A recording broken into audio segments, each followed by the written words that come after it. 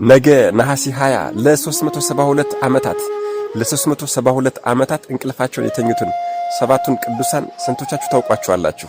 ለ372 ዓመታት እነዚህ በሁለተኛው መቶ ክፍለ ዘመን በኤፌሶን ተወልደው ያደጉት ሰባቱ ቅዱሳን እጅግ በጣም በሚገርማችሁ ሁኔታ ከዘመነ ሰማዕታት እስከ ዘመነ ጻድቃን የተዘረጋ ትልቅ ታሪክ አላቸው። እነዚህ ሰባቱም ቅዱሳን ደግሞ ባልንጀራሞች ሲሆኑ ክርስትናን ተምረው የንጉሥ አገልጋይ ሆነው ነበር በቤተ መንግሥት ውስጥ። እነዚህ ሰባቱ ባልንጀራሞች በሥራቸውም ሆነ በጸባያቸው እጅግ በጣም የተወደዱ ነበሩና ንጉሡ ዳኪዎስ እጅግ በጣም ይንከባከባቸው ነበር። ታዲያ እነሱም በዚያ በምቾት ዘመን በጾም በጸሎትና በስግደት ፈጣሪያቸውን እያመሰገኑና እያመለኩ ይኖሩ ነበር።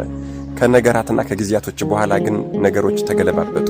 ንጉሡ ዳኪዎስ ክርስትናን ክዶ ጣዖትን አምላኪ በመሆኑ ጭንቅና መከራ መጣ። በዚህም ምክንያት ክርስቶስን ካዱ፣ ጣዖት አምልኩ የሚል አዋጅ በመምጣቱ አብዛኞቹ ክርስቲያኖች ተሰደዱ። አብዛኞቹም ደማቸው ፈሰሰ፣ አብያተ ክርስቲያናት ተቃጠሉ። ያቺ ኤፌሶን የግፍና የአመፃ ከተማ ሆነች። ታዲያ የመከራ ጽዋውም ጊዜውን ጠብቆ ወደ እነዚህ ሰባቱ ባልንጀራሞች መጣ። ንጉሡ የወዳቸውና ያከብራቸው ነበርና በክብር አስጠርቶ ለጣዖት ስገዱ አላቸው። እነርሱም በፍጹም የሚበገሩ አልነበሩምና እምቢ አሉ። ይህ ንጉሥ ምንም ክፉና አውሬ ቢሆንም እንኳን እነዚህን ይወዳቸዋልና ሊያታልላቸውና ሊሸነግላቸው ሞከረ። ብዙ ቀን ሊያታልላቸው ሞከረ። እነሱም እምቢ ብለውታል። እሱም ደግሞ ወቅቱ የጦርነት ወቅት ነበርና ወደ ጦርነት ከመሄዱ በፊት አስጠርቶ ከጦርነት እስከመመለስ ድረስ አስቡበት ብሎ ነግሯቸው ጥሏቸው ሄደ። ስመለስ በዚህ አቋማችሁ ከጸናችሁ ሞት ይጠብቃችኋል አላቸው። ታዲያ እነዚህ ሰባቱ ቅዱሳንም ንጉሡ ወጥቶ እንደሄደ በአንድ ላይ ተቀመጡና መከሩ። ይህችን ዓለም ትተው ንቀው ሊመንኑ ወሰኑ። በንግግራቸው መሰረት ትንሽ ሳንቲም ብቻ ይዘው በድብቅ በሌሊት ወጥተው ከከተማው ሄዱ። ታዲያ ከከተማው ወጥተው እንደሄዱም አንዲት ዋሻ አገኙና በዚያች ዋሻ ውስጥ ሁሎችም በአንድ ላይ በጸሎት ይተጉ ጀመረ። በእየተራም ማታ ማታ ቀስ ብለው ተደብቀው እየወጡ ለሰባቶችም አንዳንድ ዳቦ እየገዙ ይመጡ ነበረ። ይህንን ደግሞ አንድ የበግ ጠባቂ አይቶ ነበርና ዝም ብሎ ይከታተላቸው ነበረ። ነገር ግን ከዕለታት አንድ ቀን አንደኛው ከሰባቱ ቅዱሳን አንዱ ዳቦ ሊገዛ ወጥቶ እያለ ንጉሡ ዳኪዎስ እንደተመለሰ ሰማና መጥቶ ነገራቸው። ንጉሡ ዳኪዎስም ከጦርነት እንደመጣ ቀጥታ እነዚህን ሰባቱን ባልንጀራሞች አስጠየቀ። እነርሱም ጠፍተው እንደሄዱ ተነግረው ከተማይቱን ምስቅልቅሏን እያወጣ ይፈልጋቸው ጀመረ። እነዚህ ቅዱሳንም ይህንን ባወቁ ጊዜ ከዚያች ቀን ጀምሮ ከዚያች ዋሻ ከዚያች በዓታቸው ሳይወጡ በጾም በጸሎትና በስግደት እየታገሉ ኖሩ። ከዕለታት አንድ ቀን ግን ሲጸልዩ ውለው ደክሟቸዋልና እንቅልፋቸውን ተኙ። በዚያው አልነቁም። ታዲያ ያ የበግ ጠባቂ የበግ እረኛ ደግሞ እነዚህ ቅዱሳን አለመውጣታቸውን በተመለከተ ጊዜ ምክንያቱም በየቀኑ አንዳንዳቸው በየተራ እየወጡ ዳቦ ሲገዙ ይመለከታቸው ነበረ። እርሱም በድብቅ ክርስቶስን ያመልክ ነበርና ዝም ብሎ ይከታተላቸው ነበረ።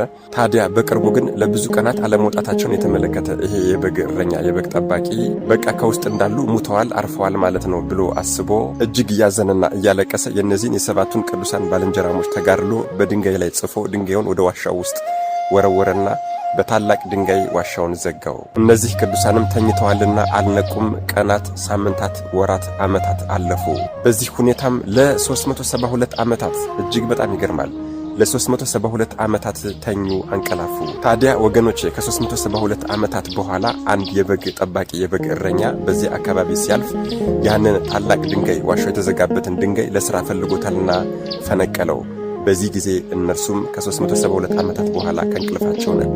ታዲያ በወቅቱ እነሱ ሰባቱ ቅዱሳን ባልንጀራሞች ወጣቶች ናቸው። ነገር ግን ዕድሜያቸው ወደ 400 ተጠግቶ ነበር። እጅግ በጣም ይገርማል የእግዚአብሔር ሥራ። ልክ እንደ ቅዱስ አቤሜሌክ እነሱም ረዥም ዓመታት መተኛታቸው አልታወቃቸውምና ይሄ 372 ዓመት እንደ አንድ ቀን እንቅልፍ መስሏቸዋልና ተረኛው ዳቦ ገዢ ማን ነው ብለው አንደኛው ተረኛ ዳቦ ሊገዛ ወጥቶ ወደ ከተማ ሄደ። ችግሩ የሚፈጠረው በዚህ ጊዜ ነው። ዳቦ ሊገዛ የወጣው አንዱ ቅዱስ ግን ከተማይቱን ባያት ጊዜ እጅግ በጣም ግራ ተጋባ። የሚያውቃት ኤፌሶን ሌላ አገር ሆነችበት። እጅግ በጣም ደንግጧል። እጅግ በጣም ተገርሟል። እጅግ በጣምም ተደስቷል። ለምን አትሉም? ይህንን ቅዱስ ያስደሰተው የከተማይቱ መዘመን ሳይሆን በየቦታው አብያተ ክርስቲያናት፣ በየቦታው የጌታችን አምላካችን የመድኃኔዓለም የኢየሱስ ክርስቶስ ቅዱስ ዕፀ መስቀል ተሰቅሎ ተመለከተ። በዚህ ግራ የተጋባው ይሄ ቅዱስም አንድ መንገደኛን ጠርቶ ወንድሜ ሆይ ይህች ከተማ ኤፌሶን አይደለችም ብሎታል። እርሱም አዎ ናት አለው። ችግሩ ግን የሚፈጠረው አሁን እራት ልግዛ ብሎ ወደ ገበያ በሄደ ጊዜ የሰጣቸው ሳንቲም ላይ የተጻፈው ጽሑፍ የዳኪዎስና የዳኪዎስ ምስል ነበረ። ይሄ ደግሞ ከ372 ዓመታት በፊት ማለት ነው። አዎ የዳኬዎስ ምስልና ጽሑፍ ያለበትን ገንዘብ ይዞ በቀረበ ጊዜ ነጋዴዎቹ የጥንት ገንዘብ የጥንት ቅርስ አግኝተሃል ብለው ከሰሱት። ታዲያ ተካሰውም ወደ ንጉሡ ቴዎዶሲዮስ ወሰዱት። በዚህ ዘመን ደግሞ በ5ኛው መቶ ክፍለ ዘመን የነገሰው ታናሹ ንጉሥ ቴዎዶሲዮስ ነበረ። ታዲያ ይህንን ጥንታዊ ገንዘብ ከየት አገኘኸው ተብሎ እየተጠየቀና እየተካሰሱ እያለ በክርክሩ መካከል ስለ ራሱና ስለ ባልንጀሮቹ ተናገረ። በዚህ ጊዜ ንጉሡም ሊቀጳጳሱ አባ ቴዎድሮስ ይባላሉ። ሊቀጳጳሱም ሕዝቡም እጅግ በጣም ደንግጠዋል፣ ተገርመዋል። ታዲያ ንጉሡ ሰራዊቱን፣ ሊቀጳጳሱ ደግሞ ካህናቱን፣ ሕዝቡንም አስከትለው ወደ ዋሻው በሄዱ ጊዜ ባልንጀሮቹ ወዳጆቹ ቆመው እየጸለዩ አግኝተዋቸዋል። እንደ ፀሐይ እንደ ፋና ያበሩ ነበረ። እጅግ በጣም ተደስተዋል፣ እጅግ በጣም ተገርመዋል። ታዲያ የእግዚአብሔር ፈቃዱ ሆኗልና ከዚያ ዋሻ ወጥተው ወደ ከተማ ወደ ኤፌሶን በመሄድ ሕዝቡን እያስተማሩ ድውያንን እየፈወሱ ሙታንን እያስነሱ ለ7 ቀናት ከተቀመጡ በኋላ በዚያ ወቅትም ደግሞ በነገራችን ላይ ትንሣኤ ሙታን የለም የሚሉ ከሃዲዎች ተነስተው ብዙ ሰዎችን አስተው ነበርና ለእነዚያ ከሃዲዎችም እነሱ የሕይወት ምስክር ሆነው የካዱትንም ሰዎች ወደ ቀናች ሃይማኖት መልሰው ከእንቅልፋቸው በነቁ በ7ኛው ቀን በነሐሴ 20 ቀን 7ቱም አርፈዋል ማለት ነው። ንጉሡም 7 የወርቅ ሳጥን አዘጋጅቶ በዚያ በክብር ቀብሯቸዋል። ወገኖች ልዑል እግዚአብሔርን ሥራህ ግሩም ድንቅ ነው ከማለት በቀር እኛ ምን ልንል እንችላለን? እስኪ ሁላችሁም ቪዲዮን እስከ መጨረሻ ድረስ ከተከታተላችሁት አደራ በኮሜንት ሴክሽን ላይ ጌታችን አምላካችን መድኃኔዓለም ኢየሱስ ክርስቶስ ሆይ ሥራህ ግሩም ድንቅ ነው በሉ። የተለመደ ትብብራችሁ ኮፒ ሊንክ ማድረግ እንዳይረሳ፣ ለቤቱ አዲስ ሆናችሁን ፎሎ ማድረግ እንዳይረሳ።